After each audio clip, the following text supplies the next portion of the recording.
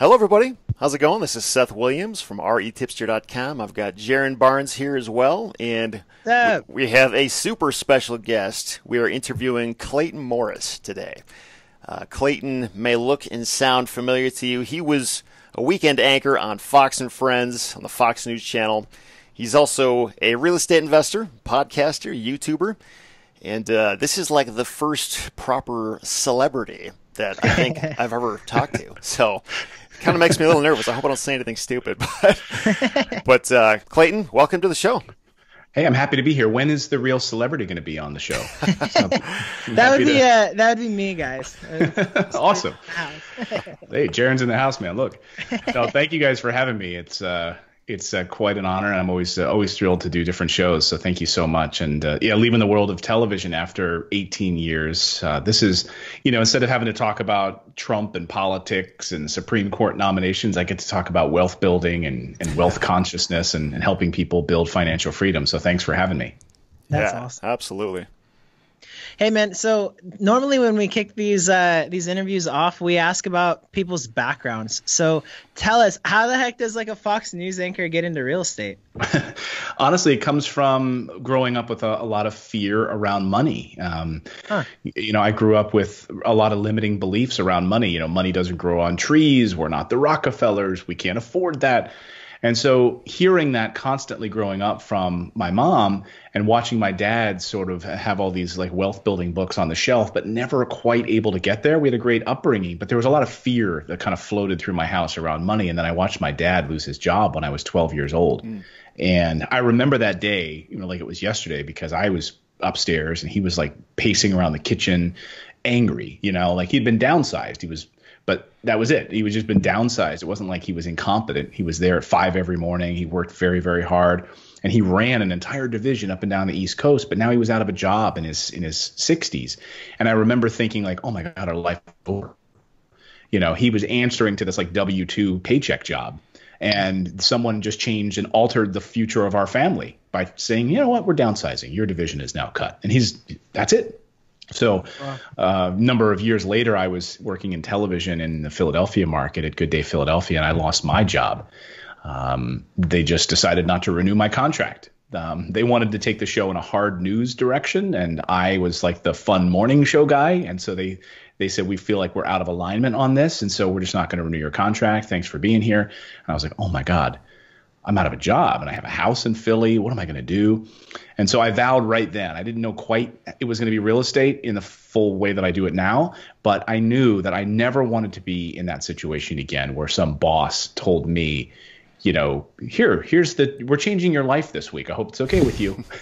I want to be the one that controls my destiny. So that's how I got into real estate investing. Awesome.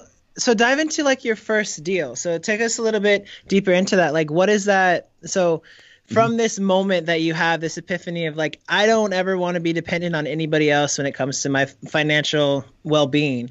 Like, where do you go? Do you read a book, or like, how do you get into real estate? And is it buy and hold at first? Like, dive into that. Sure.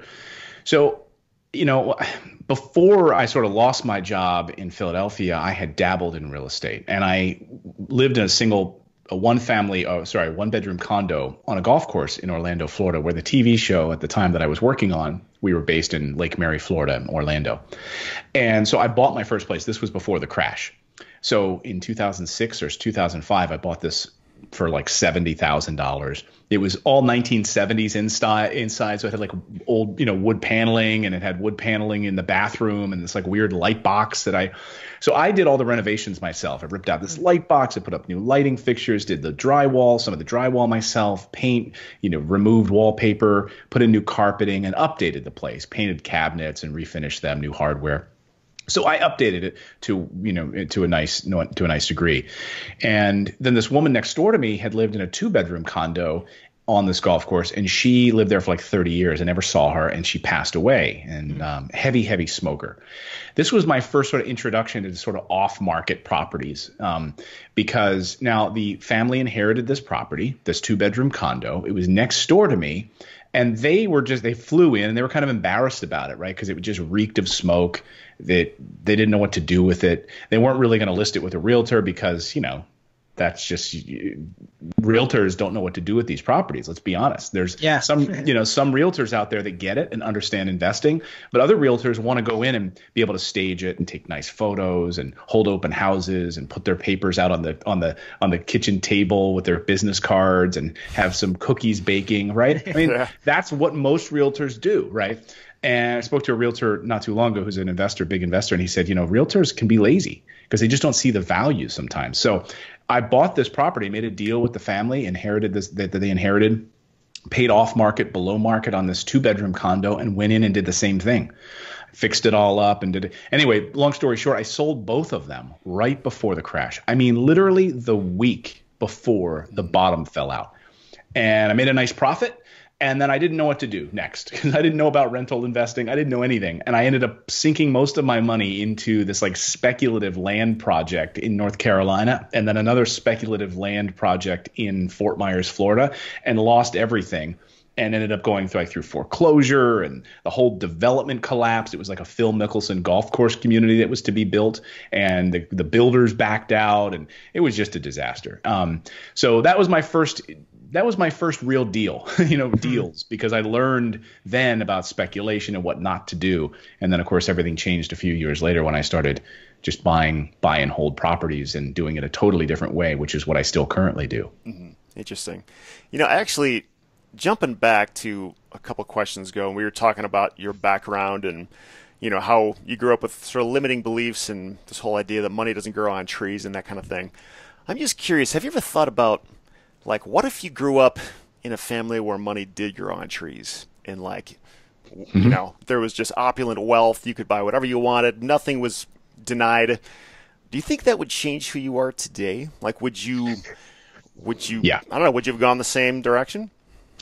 It's hard to say. I would say that there are different shades of what you're asking because my wife grew up with a safety net. Mm-hmm. She grew up with not coming from a place of lack. She knew that her parents had money. She knew that her parents also invested in real estate. She knew that her grandparents invested in real estate in California. She's from the San Francisco Bay Area. So she saw her grandparents growing up, enjoying the fruits of their labor, just being able to play with them, as grandparents every day. She's like, Grandma, what do you do? Oh, we just live off the rental income from our warehouses that we own here in California. Her mom and dad the same way, and her dad and mom, own different some apartment complexes and single families around the Bay Area. And now they invest where I invest and bought properties through us. So it's cheaper, because California is a crazy place to invest. So, but back then in the 80s and the 70s and so forth, you could find some really good value. So I saw my wife, she never had that real fear of money. She knew that she was always going to be taken care of, and therefore that propelled her forward in such a way where she didn't go and take that job out of a place of fear. She didn't take action and do this thing out of a place of fear, but she also then had a lot of conservatism to her. So she was not, she often jokes that I probably would have never bought these properties that we bought and are now great investments if it wasn't for you. I probably would have just kept on investing in the 401k if it wasn't for you. So I think there's something to be said for allowing some of that fear to propel you forward as long as it doesn't, define who you are. But then on the other hand, if you're sort of Richie Rich, which is beyond the way my wife was raised, and you had no frame of reference, you have no struggle in your life. We know that you grow as a result of struggle. And so if you are just everything is handed to you, you never have any challenge that could befall you, you're in for a world of hurt, right? We see this with childhood celebrities that end up in all kinds of messes, right? Mm-hmm. Or childhood athletes in all kinds of messes because they just have never had struggle that they've had to overcome. So you need struggle. Struggle makes us stronger. So I think there are different shades to answer your question. Yeah. I always wonder how much of it is nature versus nurture because I grew up, I wouldn't say my family was in a really bad spot or anything, but I definitely had limiting beliefs and just this whole idea of you go to school, you get a job and you just do that, Right. And sometimes I wonder how much does it matter with my own children? Should I make them struggle at some point?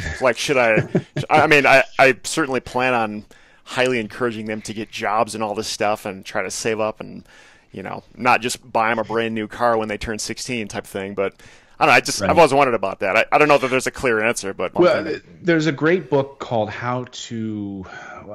It's by Ron Lieber, New York Times author.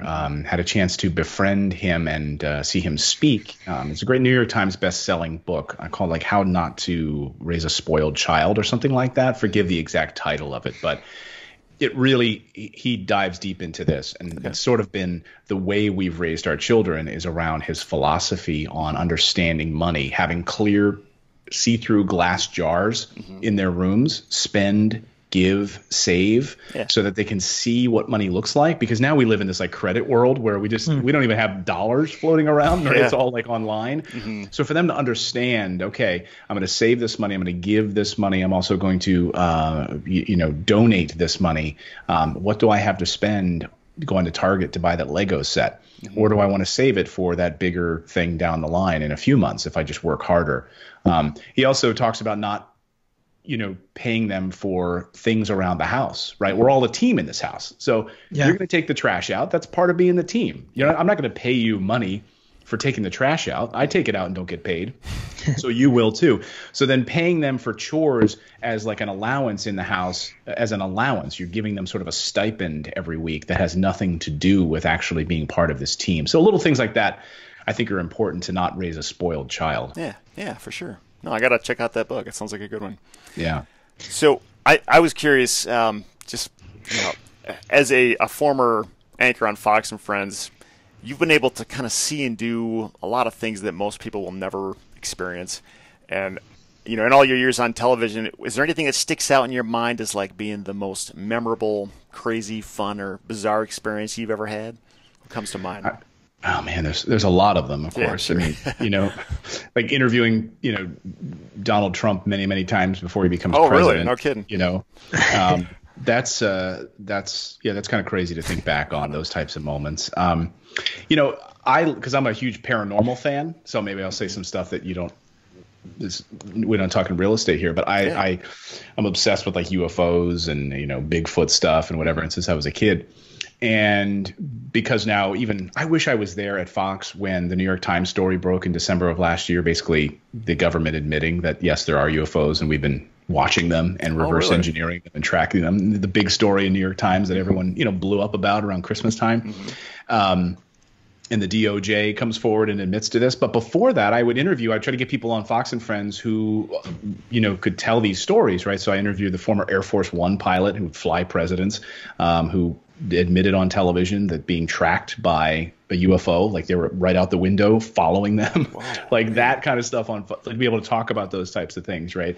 And other government officials. I've had off-camera talks with governors who I can't name names, but who I've talked with who've said the stuff that you would see would just blow your mind. Stuff that, that they know at that level from a national security perspective, it would just be like mind blowing. So that kind of stuff, that's where I've gotten to get into those little nooks and crannies in the broadcast world. That has me the most fascinated. And then also the technology stuff. I cover technology for Fox, so going out and covering the latest iPhones and, Google events and so forth. So, those are always fun, being able to like see Steve Jobs speak and, introduce the iPad and get to meet him. And so those are some of the more memorable things that stick out to me. Yeah, that's really cool. Did you ever get a chance to interview Elon Musk? No, you know what? I never did. There was a time I wanted to go talk to him about the boring project, the digging the tunnels underground, because there's been a number of, former government employees who've sort of come out publicly about the massive underground tunnel system across the United States that was built. There's photos online. You can actually see the massive Air Force boring tunnel digger thing. It's like taller than a house. I mean, it's massive. So I would love to talk to him about that and love to get his perspective on this sort of tunneling and what sort of pushback he's gotten from the government, and if they're going to hit these other underground military caves that have been built all across the United States. So I love that kind of stuff. That's awesome. That's very cool. Sweet, man. Well, just diving back into the real estate stuff, I know we talked a little bit about your first deal and sort of like the origins behind your story. As of today, what is it you're doing now? Like, what does your company do? Where do you work? How does that all come together? So I run, my company, Morris Invest. We're we're a turnkey real estate company, so we're small, lean, and mean, and we find properties off market in different markets across the country. So Michigan, Indiana, we're in Pennsylvania, North Carolina, Texas, and properties that I own, properties on the exact same streets where we're doing these deals. And we try to find them off market, again, coming back to the finding value, right? Then working with our contracting teams to get them in a rent-ready condition. Not over upgrading them for the neighborhood, not putting in granite where it doesn't need granite, not putting in smart home alarm systems where it doesn't need those types of things, a Nest learning thermostat, which is something I thought back when I first bought my first property. Should I put in this kind of stuff? Back when I was just getting started, and you realize absolutely not. Don't over upgrade. It gets stolen in some neighborhoods. Right. I mean, and then, you want to create like a great place for the person to rent, but you also don't want to be wasting money because it's not going to add value to your rental income, right? And then placing a great tenant in the property with the different property management teams that we work with across the country. And so the company really started out just organically for myself, just buying the properties myself, renovating them, placing tenants, and then friends started noticing what I was doing and wanting to buy properties, in the 50, 60, 70K range, And we just kind of grew organically from there. It was friends referring friends, doctors referring other doctors, and then we exploded after that. So that's the company. So we're about to launch. I'm really excited about our Financial Freedom Academy. You're actually the first guys I've ever told about it. So we're about to launch that in the fall here coming up, probably in the middle of October. That's going to launch. Mm-hmm. And it'll be really a 10-module course that Natalie and I walk people through on how to really identify their liabilities and turn them into performing assets, looking at your balance statement and walking people through. Really, it's the education that I wish I had when I was in high school, and it's all condensed. So it's like 15 years of knowledge sort of condensed into a course. We're really excited about that to help people take action. And we explicitly say in the course, like, hey, you don't have to buy real estate as a performing asset. It could be a business. It could be anything, right?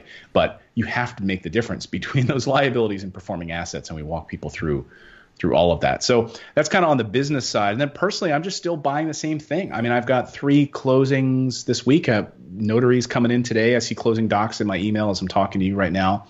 Just buying the same properties I buy, 3-bedroom, 2-bath, 3-bedroom, 1-bath, in those blue-collar B and C class neighborhoods that I'm going to go into with my contractors with a scope of work and fix them up and get them cash flowing, $800-900 a month in cash flow. So that's still what I buy. Mm-hmm. Yeah. So I have a couple of questions for you. Yeah. So first question. So for those that don't know what a turnkey real estate company is it's essentially a one-stop shop for outsourcing all of the headache related to buy and hold investing. So like essentially what Clayton does is if you are a busy tech guy in the San Francisco Bay Area or you work on Wall Street in New York, you can go to Clayton's website and he has property where you say, hey, I'm going to buy this property. It's already fixed up. He's already got the deal, rehabbed it. And then once you buy it, he goes and gets a tenant and then they manage it for you. So it's literally like you just throw money at him and then he throws a return at you. It's pretty amazing. Right. So, but from a business standpoint, how the heck do you manage that? Because I know, I've worked with turnkey companies. We actually worked together when I was at Simple Wholesaling. Like, how the heck do you manage all of the things all at once? Because you're managing tons of rehabbers. You're managing acquisitions, deals. How do you not go crazy? Like I would never sleep ever. I would just be nervous all the time. Well, I mean, I think the key is in knowing you can't do it all yourself. So there was a time when I was doing it all myself, and then I just started hiring people. I started hiring the right people. So once I started hiring, my operations manager, my transaction coordinator, project manager, client liaison, right?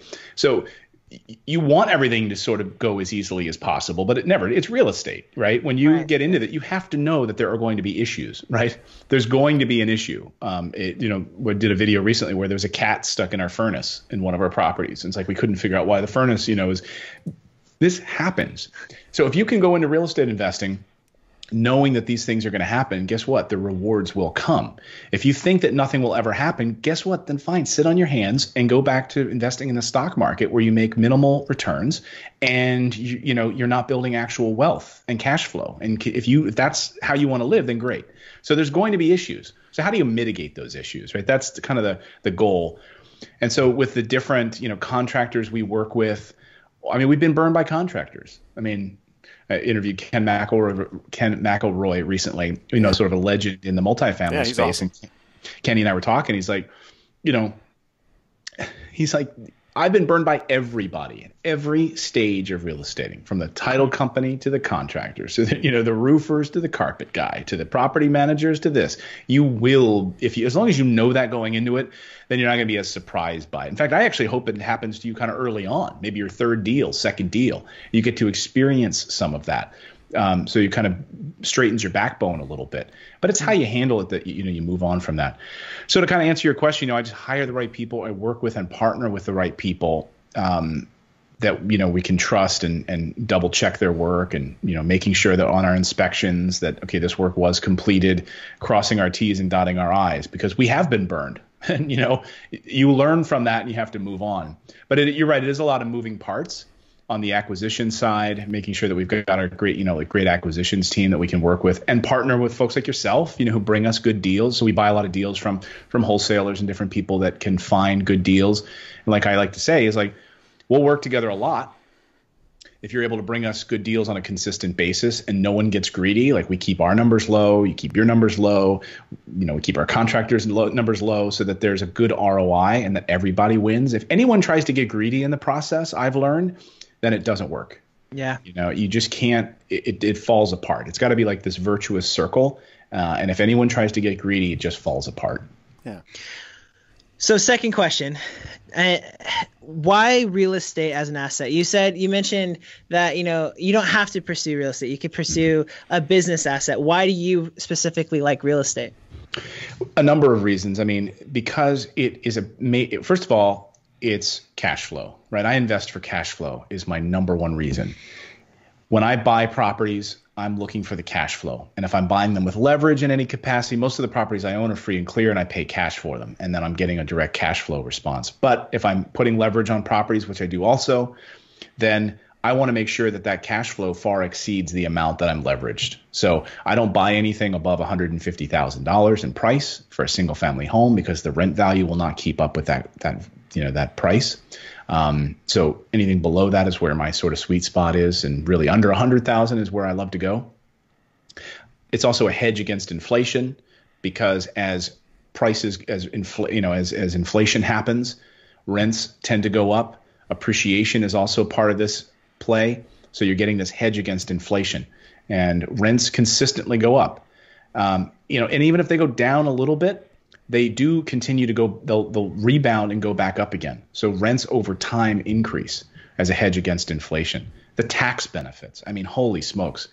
Name for me a better tax shelter, right? Yeah. You can invest, I like to say you can invest three different ways, right? You can invest for cash flow, you can invest for appreciation, which I don't, but it's nice icing on the cake on some of my properties, or you can invest as a tax shelter.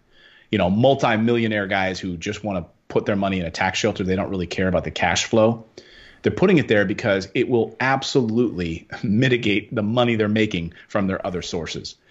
And so for me, I look at our cash flow potential, and then I look at the tax benefits of owning real estate, and there's nothing better.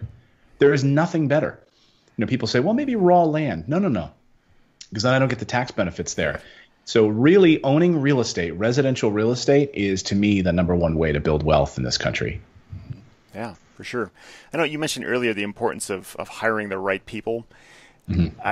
I mean, this might be sort of an elementary question for those who have hired a lot of people, but how do you find the right people? Like, how do you know I can trust this person? Do you just ask a set number of questions and do your best and just kind of shoot for it and hope for the best? Or how do you have confidence in a person's abilities before you actually hire them?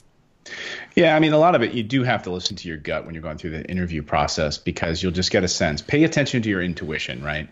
People often get so caught up in their brain that they don't listen to their gut. And we actually know now, and hey, go back to being a little hokey on stuff. But if you read Dr. Joe Dispenza's work, breaking the habit of being yourself or becoming supernatural, they have the data now. We now know that your body has like a sort of a natural reaction to someone. You kind of know intuitively the type of person you're bringing on. And if you disregard it and you look the other way, the signs that are being shown to you, and you just go with your brain, or you just go with some, other mechanism to make it a decision, it's gonna come back to bite you in the butt. It always does, right? So that's one part of it.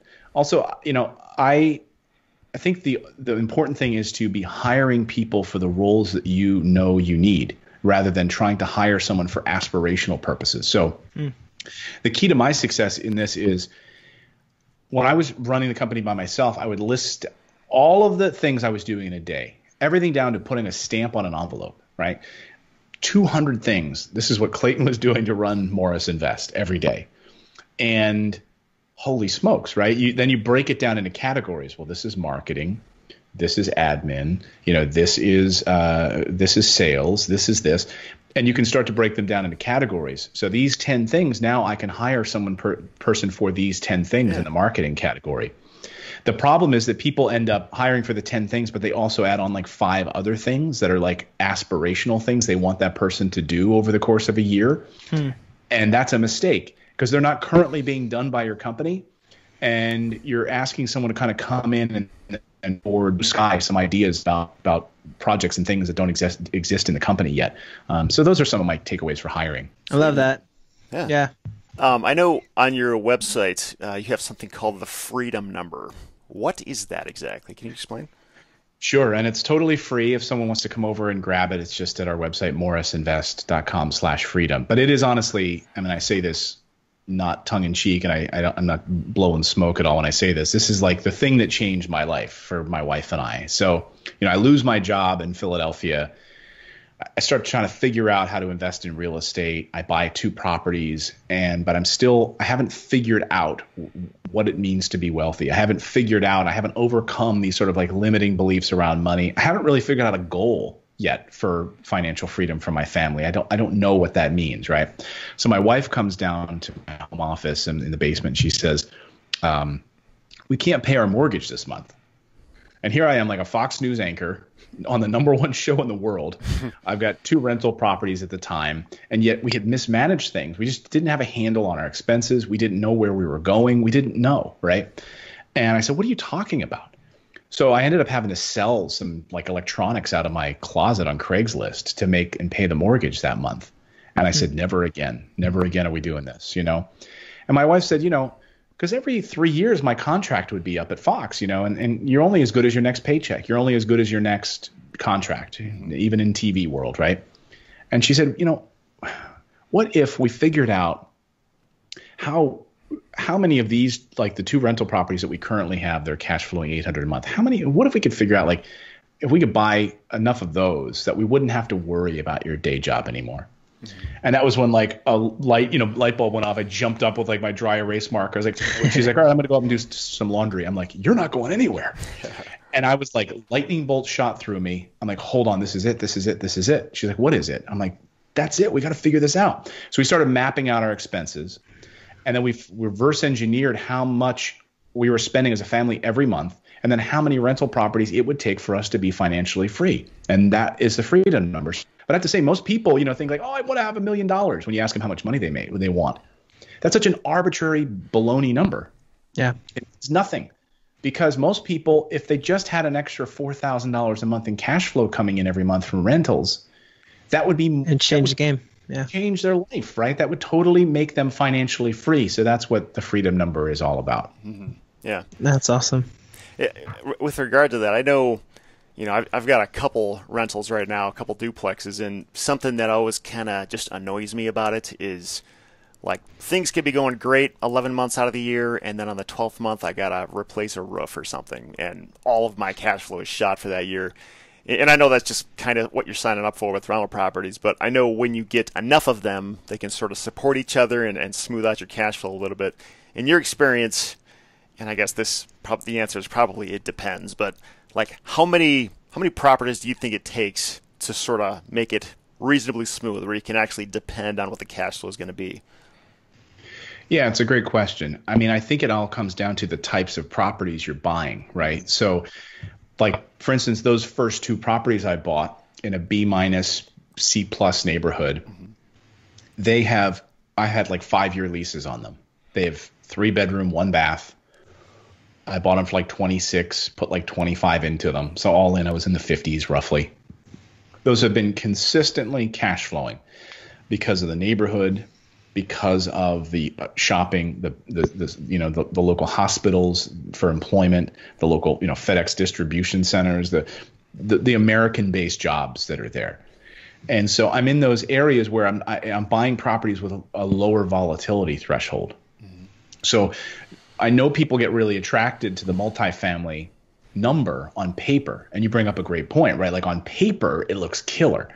However, there is more volatility in those multifamilies, even duplexes, unless you're buying like those larger bedroomed duplexes, the 3 bedrooms with 2 bath on each side, where people will nest for a while. Mm-hmm. You renovate it to a rent-ready property condition, and then they're there for 5 years.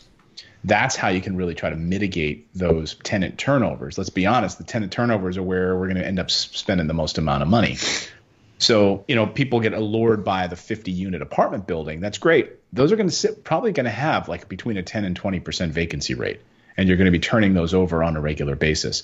So I think right out of the gate, if you can find properties that have a slightly lower volatility threshold where the property management team doesn't need to be as high touch, then you can try to mitigate that from the beginning and then just build upon that.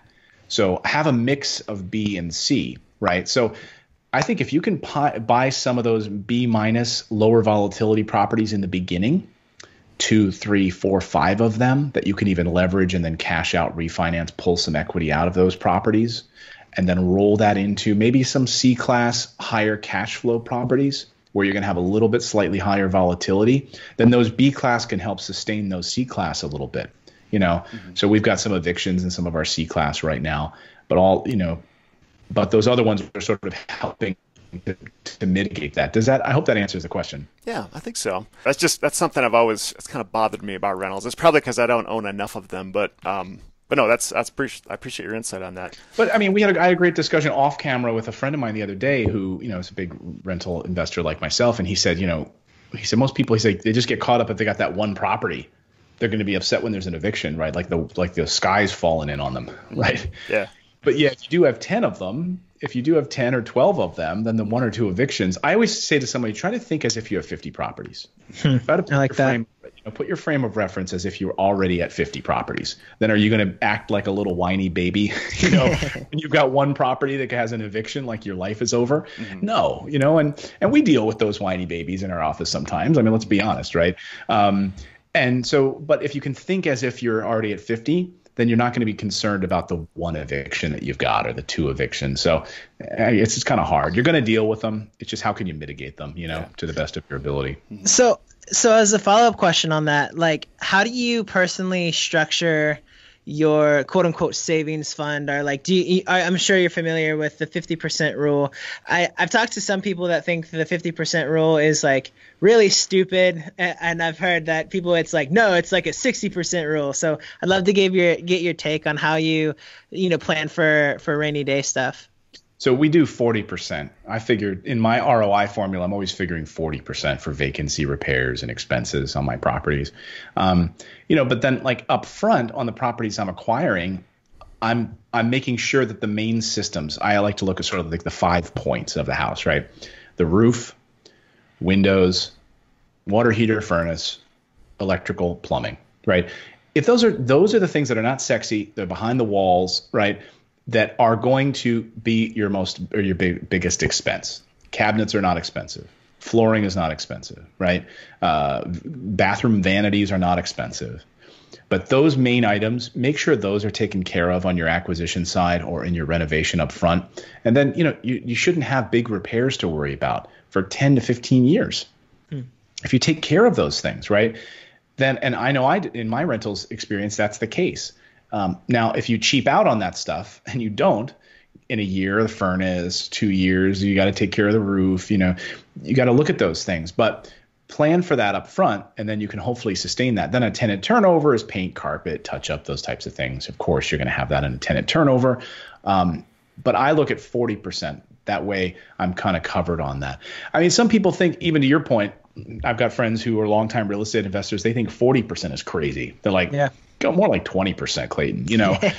And then you've got people who are super conservative that are like, no, you got to go 60%. I think that's crazy. So 40% has been my rule of thumb, and it's served us well. Mm-hmm. Cool, man. Now, there's something that I've always kind of subliminally thought whenever I watch your YouTube videos or see any of your stuff, and I just kind of see how successful you've been, how many properties you buy, and all that kind of stuff. And it's basically this. I know, and this is probably going to come across as super judgmental, and I'm sorry in advance, but as a former news anchor, I think, man, this guy probably has made way more money than I have in my job, and probably a lot more than the average person. And so his entrepreneurial journey must have been a lot easier. And I have no idea how much you're making, but it's probably more than like the average income of like 50 grand a year. And I'm just curious, from your perspective, given everything you've seen and done, is that a fair assumption, or am I completely off base? Is there something that I'm not accounting for when I think about that? Yeah, I mean, first part of that is my wife. One thing that really bothers my wife is when people make assumptions about other people's finances. Oh, that guy can probably afford that. He's this, right? And people really don't know. And so when people have made those assumptions about me over the years, they just don't know, right? Most people would assume, oh, he's at Fox, he's at this, network, he's doing great. And yes, by all accounts, yes. However, that doesn't account for the fact that I came in one morning to buy coffee downstairs in the commissary at Fox, and my debit card didn't work. And I was like, what's going on? I go up to my office, and all my accounts are frozen because of a deficiency judgment, because of this foreclosure in Florida, and because of everything I was going through, and $75,000 worth of credit card debt. So literally no credit destroyed, no money to be able to take access on to even buy coffee. Wow. And I'm down the hall from like Bill O'Reilly's office, that's my office is like, 20 doors down from his, like that's so people just make this sort of outward assumption about your finances, and they really don't know. I know one of my office mates at Fox, like super nice guy, long time reporter, and he was just terrible with money. I mean, he bought crazy stuff. He had massive debt. He didn't know what he was doing. I have a couple of friends. One of them is a brain surgeon. In fact, if you had a brain tumor, brain aneurysm, he's probably the top brain doctor on the East Coast. There's nobody you would rather go to than him. And his wife, also a cancer doctor. Wow. And they don't know anything about finance. I mean, it's amazing that just because someone's in a position of wealth, really don't know how to strategically put their money. So I had to kind of start from scratch. I would say, if I can do it, anyone can do it. I had to go out and try to find deals. I had to like put together creative like private financing just by like local, trying to find like local people that could help with like hard money loans, private money loans. I couldn't go to a traditional bank and do it. Most people watching probably can use a bank. I couldn't. My credit was destroyed because of it. So I had to come up with creative ways. It was probably the best thing that ever happened to me, because I had to come out of my comfort zone and figure out how to do it. Yeah. Wow. No, man, that's awesome. That reminds me, I used to work in the commercial banking industry as basically like a glorified credit analyst. And, I and a lot of the people in my office would basically spend all day judging loan applicants and deciding whether or not they deserved a loan. And we could look at all their personal finances and business finances and decide whether or not they were a good credit risk. And the thing was, like, there were people in my office who were way smarter than I was, but like their finances were in horrendous condition. Like they were up to their eyeballs in debt and like facing all these issues. And it's like, man, if anybody in the world should not have this problem, it's you, because what a good and bad financial situation is. It kind of opened my eyes to, like, it's one thing to know it. It's another thing to actually have the discipline to live a lifestyle that will keep yourself in line. And it's the discipline thing. Like, there's no way around it. And it's just hard sometimes. I mean, whether you know how to do it or not, it's like people are in all kinds of different situations, regardless of their background. So. Yeah, and it can sneak up on you too. You know. Yeah, for sure. Well, before we transition to the final section of the podcast, I have something that I've been really wanting to ask you, just based on your background, man. Like the state of the current economy. Like, you're a real estate guy. I know you're not an appreciation guy, but like everything that I can see looks like it's going up and up and up. But that's really scary, right? Like all of us are, getting into new real estate stuff. I feel like everybody's kind of jumping on the bandwagon. Do you think that we're just in like a fluke, like historic time where the economy is just going to be like have a super long successful ride? Do you think that we're looking at a correction? Like, what are your takes on the current economy? I wish I was an economist. I talked to a lot of really smart people who are and who really are deep into those numbers, and they all see a big correction coming. Whether it was this year or next year at some point, there's a big correction coming. There's just too much debt. And when you look at the international markets, just look at Turkey, look at these other areas, there's in the bond market and other places, there's some big problems coming. Now, will that affect real estate and what we do? That's where I think that all markets are local. Right. So you want to talk about a market correction from like a bond market and stock market perspective. That's one thing. Do you want to talk about the real estate market? That's another thing. I think the fundamentals are really sound in the real estate market, because in the areas where I'm investing, Wall Street Journal last week had an article about 87% of the properties that I buy in the neighborhoods that I'm buying in Michigan are cash purchases. 87%. So what does that mean? Well, unravel that a little bit, right? That means that in the neighborhoods where I buy, there's nobody with a loan on their property. Yeah. So what happens in a downturn? There's no foreclosures in those neighborhoods. There's no short sales in those neighborhoods. That means that those owners of those properties, and a lot of them are living in those houses. They are owner occupied. They bought them with cash and are renovating them and living in them. So in a downturn, if you're investing soundly in those smart areas, then I think you're okay. If you're buying in San Francisco and you have an $800,000 single family home that you're renting for $5,000 a month, I'm sorry, but that's going to be a problem, because when that correction comes, now that rent plummets to $3,000, you've got a $6,000 mortgage on that property. Now you're upside down. So I think you really, if you're just smart with where you're investing, if the fundamentals are sound, you're not over leveraged, and also you've got good tenants in your property that are there that have a diversification of employment background, meaning not everyone who lives in your apartments or buildings all work at the one oil refinery that could or could not go out of business.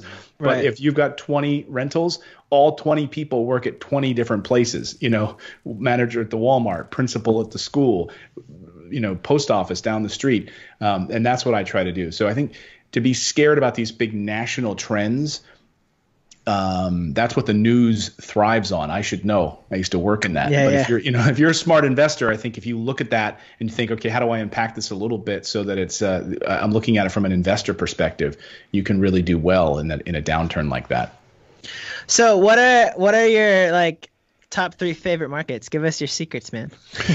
Well, I love, you guys know I love Indianapolis. I've been investing there for many, many years. So I've got a lot of properties there. And I'm just curious, have you found Indianapolis to start getting more saturated and more hot?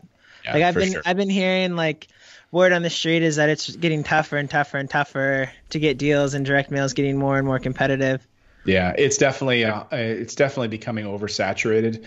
So, I look for other areas. We still do a lot of business. I've got a bunch of closings there this week in Indianapolis, but we're looking, heavily at some other markets. I'm looking at some stuff in North Carolina and a bunch of properties there. We haven't opened that up to our investors yet because it's a slow moving state, and then it's even more slow by the hurricane that just went through and put ground to a halt a lot of things that I'm working on there. And it's just a slower moving state from a paperwork perspective. To get utilities turned on, you need to get a notary. So we're looking at ways to sort of sidestep that and help people move it more quickly. And then also Michigan, I just love, that's where I started investing, and I just bought 3 properties there this week personally. So I love. Are you doing Detroit or Grand Rapids or? All over, yeah, the Detroit metro area. It's such a huge area. I mean, it's a massive, massive area. So I buy all over that area. I've had some, extended friends and family that have lived there. So that was one of my first contractors, was like a friend, brother of one of my really close friends. So those are some of my favorites. And then I'm also doing some stuff in my home state of Pennsylvania as well. But our main markets that we focus on in my office are the Michigan, Indiana, and I forgot to mention even Ohio market. So, awesome. Yeah, those Midwest, I love them.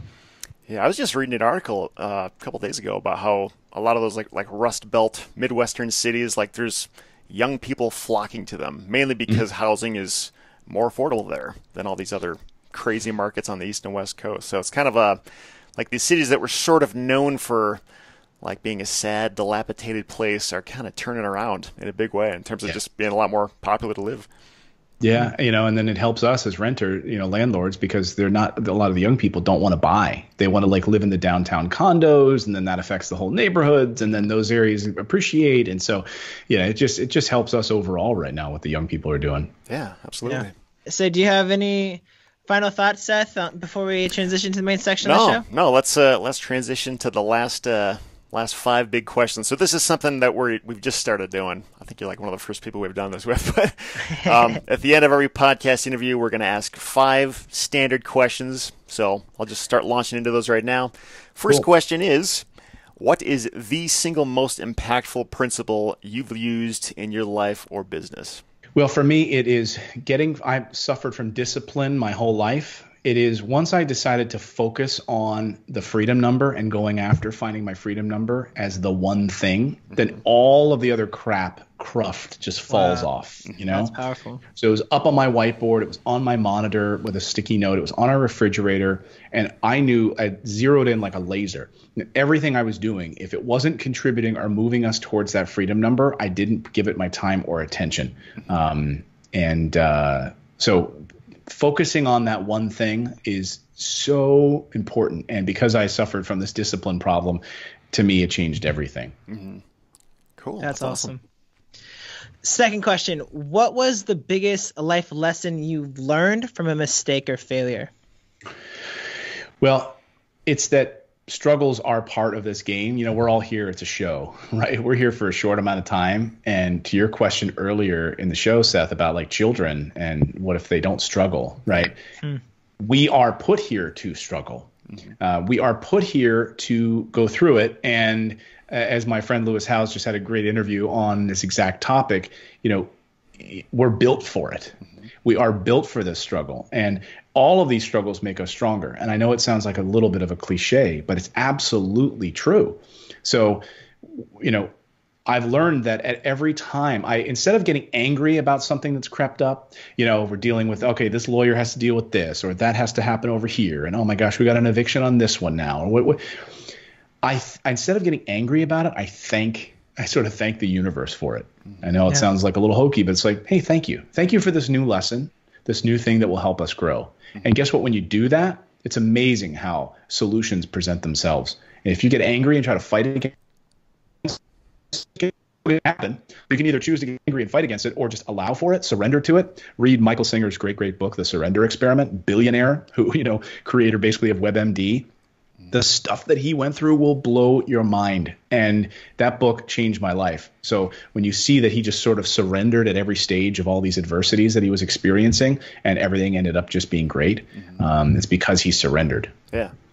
Yeah, I've heard it said that when you feel tension, what you're feeling is growth. That's what it means to grow, is feeling that kind of tension, for sure. Right.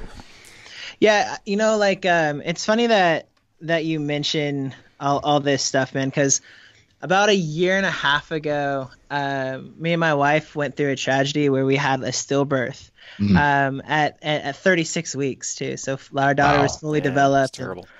It was really tough, but before that, I kind of come from kind of a charismatic Christian, God wants you to prosper, wellness, kind of easy way. Jesus suffered so you don't have to kind of thing. But I realized through that whole stillbirth process and the craziness that we went through with all of it, I realized a lot of what you're saying is actually true. Like, if we would have been having this conversation like maybe 2 or 3 years ago, I would have been like, I don't know, da da da da. But I honestly think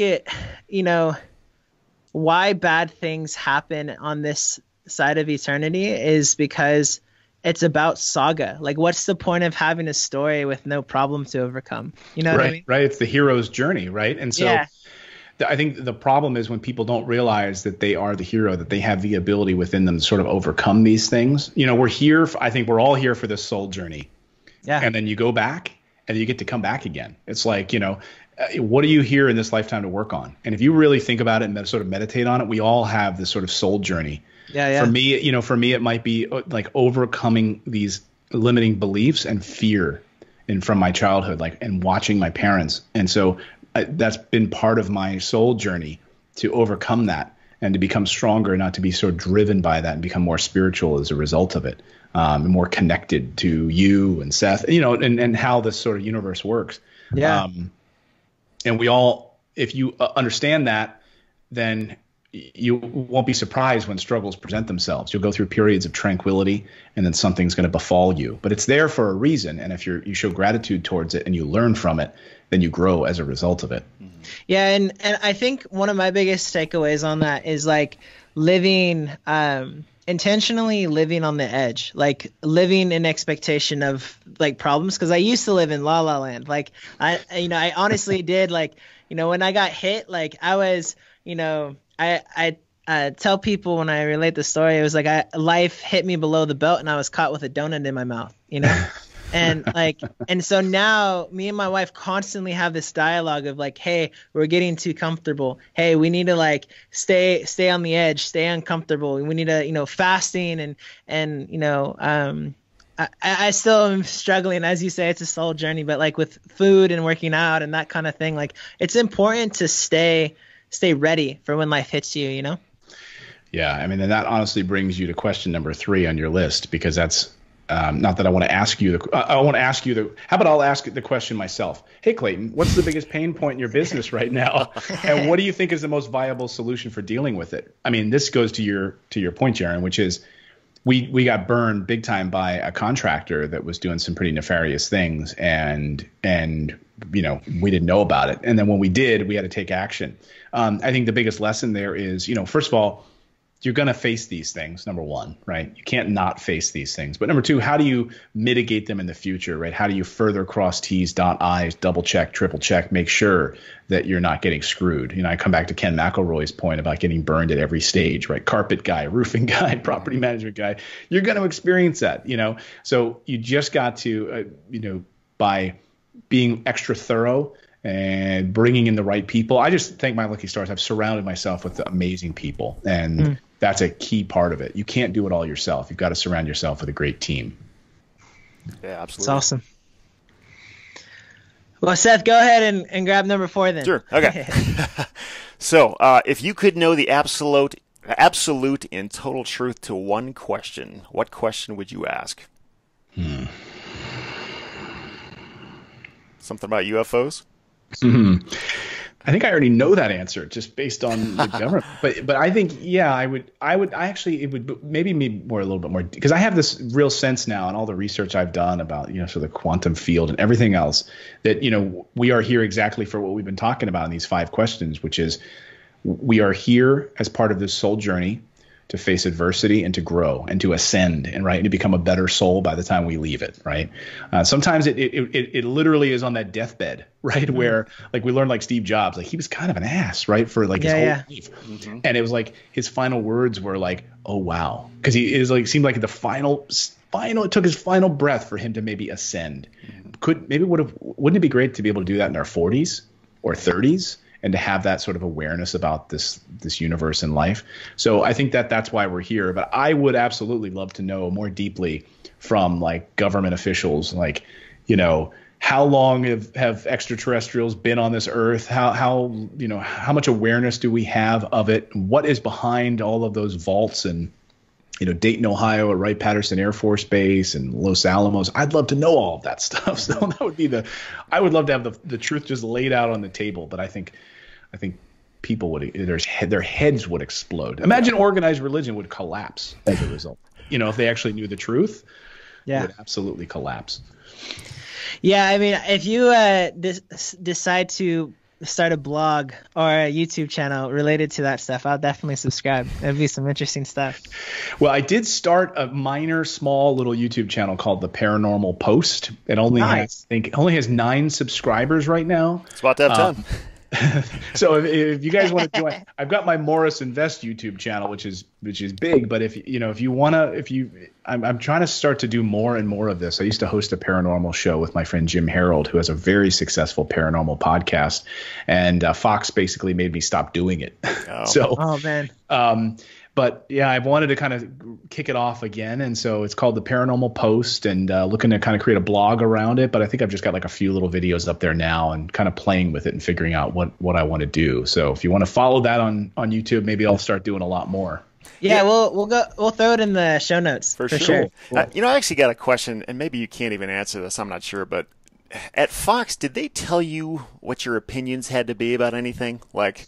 No. I mean, I can only speak for myself, but the only thing I was ever asked when I was hired by Roger Ailes was, we hired you to be yourself. We've been watching your career for a number of years, and we want you to be yourself on the air. And the reason that he was so successful is because he would hire authentic people who that when the camera came on, they were the same person they would be off camera. Mm-hmm. If you watched like other networks, you would see that the person who was on camera was like a different version of themselves that they were off camera. And it really shows. I mean, and so his success is in that. All the people you see on Fox, love them or hate them, whatever your politics, they are the same people off camera as they are on camera. So no, I was never told that at all. Yeah. Interesting. So if I wanted to be more consistent on camera and off camera, I should probably take my shirt off right now, right? Because I'm usually just shirtless. Right. Because you're always shirtless. Right. Okay. I'll have to think about that. I cannot attest to that, but anyway. So final question, Clayton. So what's the most interesting thing you've read or seen in the past month? Great question. I just finished reading this week Becoming Supernatural by Dr. Joe Dispenza. He leads these like 3-day and 7-day workshops around the world where people are just transformed. I mean, they come in with like anxiety, disease, you name it. And just like by altering their awareness about space and time, like tumors disappear. I mean, it's remarkable. He's written a whole number of books, Breaking the Habit of Being Yourself, You Are the Placebo. He was a guy who was a chiropractor who was doing a triathlon in the 1980s. It was hit by a truck during the triathlon, and his back was broken. And he was told by 4 different of the best doctors in the Southern California area that he had to have like spinal fusion surgery.